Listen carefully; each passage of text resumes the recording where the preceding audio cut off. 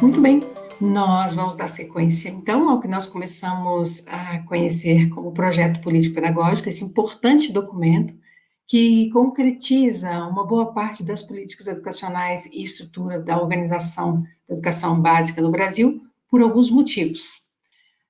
O primeiro deles é que, quando nós reconhecemos esse documento como norteador das práticas educativas escolares, nós percebemos a importância e a relevância que ele tem para o cumprimento dos objetivos colocados, sejam pelo próprio sistema de município, o sistema no Estado, ou, em última instância, né, com o caráter todo descentralizador de planejamento de algumas metas do próprio Plano Nacional de Educação. Identificar os elementos componentes do projeto político-pedagógico, nós já começamos a conhecê-los, os 7 elementos, segundo a professora Ilma, foi a escolha que nós fizemos, né, teórica. Compreender os princípios da gestão democrática como cooperação, colaboração, participação e descentralização de poder como princípios bastante visíveis e que são encontrados nesse documento. Descrever as implicações de um PPP nas práticas de uma escola proposta na LDB, 9394 de 1996, e, claro, nas metas do próprio PNE, bem como dos impactos dos modos de financiamento da própria educação básica no Brasil. Muito bem, nós já sabemos que tudo isso decorre de uma estrutura educacional que foi bastante diferenciada a partir de 1988, perdão, quando nós tivemos aprovada a nossa Constituição Federal, também conhecida como Constituição Cidadã, e que escolheu exatamente a forma democrática dessa sociedade e já ressaltou, inclusive, em um dos seus artigos, o quanto a gestão do ensino público deveria acontecer de uma forma democrática, reconhecendo e referendando que, para eu poder ter uma sociedade que seja democrática, eu preciso ter uma escola, na linguagem do Anísio Teixeira, né, que seja como uma fábrica dessa democracia. Para redemocratizar o país, então, a própria Constituição, ela prevê que essa gestão aconteça sob a forma democrática. Então, eu terei esse caráter bastante evidente. Tem outras formas de gestão? Claro que tem. A autocrática, nós temos, né, vários outros modelos de exercício dessa função. A qualidade da educação básica é uma das funções precípuas dessa mesma gestão. A construção coletiva do PPP é uma das formas de concretização dessa gestão, do tipo democrático. E o projeto político-pedagógico possui, então, 7 elementos que nós já vimos. Primeiro seria das finalidades, a estrutura organizacional, o currículo, o tempo escolar, os processos de decisão, as relações de trabalho e avaliação. Pois bem, nós vamos então detalhar esses 7 elementos. Por quê? Afinal, como é que a gente realiza essa construção coletiva? A abordagem do projeto político-pedagógico como organização do trabalho está fundada em princípios que norteiam uma escola democrática, pública e gratuita. É muito importante que a gente não perca de vista esses 5 princípios. Da igualdade, que muitos de nós conhecemos como equidade também, isso é bastante importante, não é? A qualidade, a gestão democrática, a liberdade e a valorização do magistério. Cada um desses princípios, eles vão fundamentar o que nós já vimos, né, nesse nosso mapa conceitual, que pode ser percebido, seja no lugar, no momento em que a gente diz o que é que envolve a gestão democrática, nós vamos encontrar esses princípios. Ela é garantida por que lei, por que legislação? Nós vamos encontrar esses princípios. Ela implica no quê? Processos de participação. Essa participação vai ser pautada por esses princípios. Ela se caracteriza pelo funcionamento, por exemplo, de conselhos, de grêmios, do planejamento participativo. Esses princípios estarão lá presentes.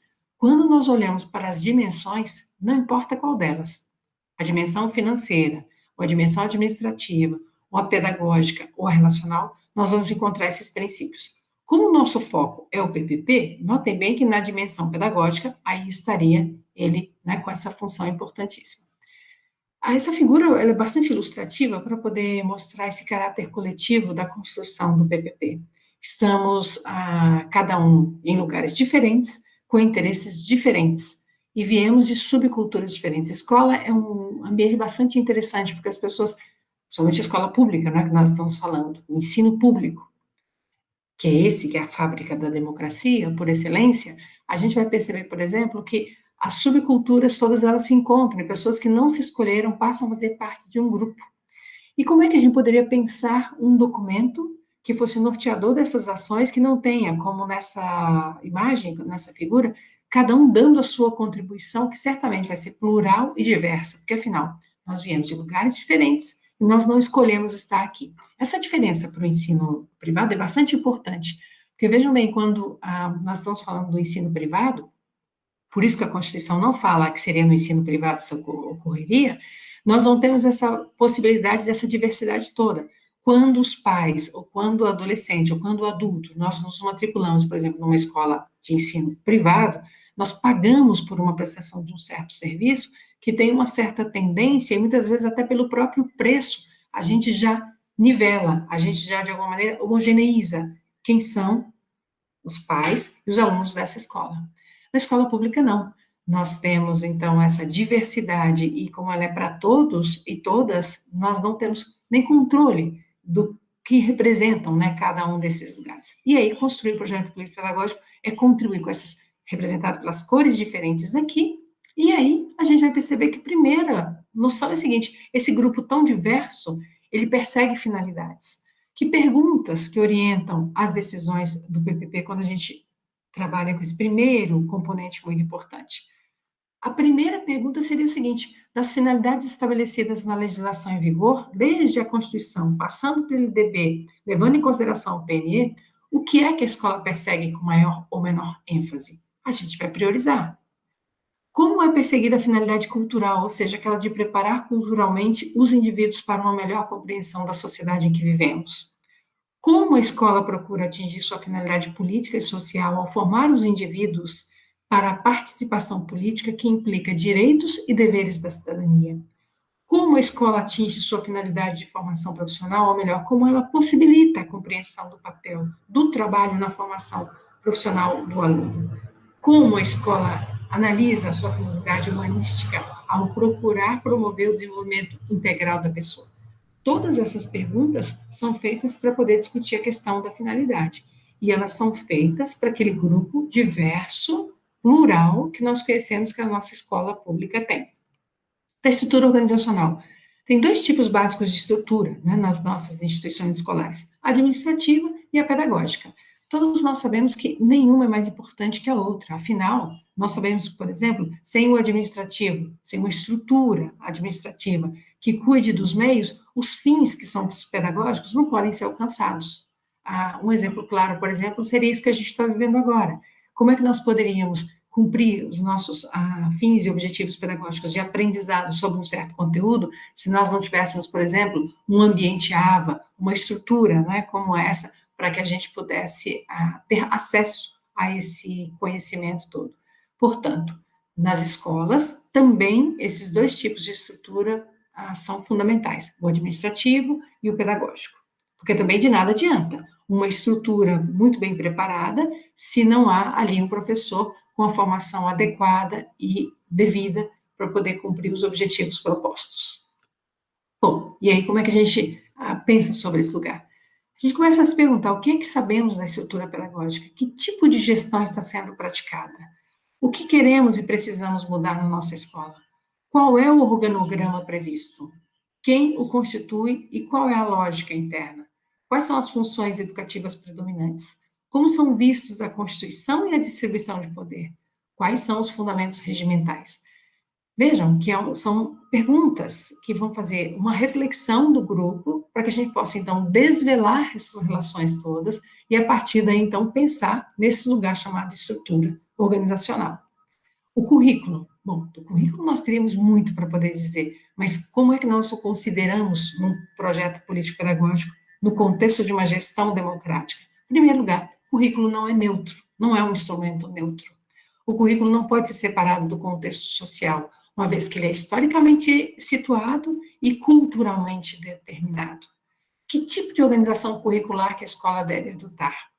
Controle social instrumentalizado pelo currículo formal e pelo currículo oculto, né, como as mensagens transmitidas pela sala de aula e pelo ambiente escolar, como define Cornbert, a ideia seria de que tudo isso tem que vir à tona, tanto o currículo explícito sob a forma lá dos conteúdos, tudo isso, como o currículo oculto, né? Que tem um processo todo de exercício do poder muito importante.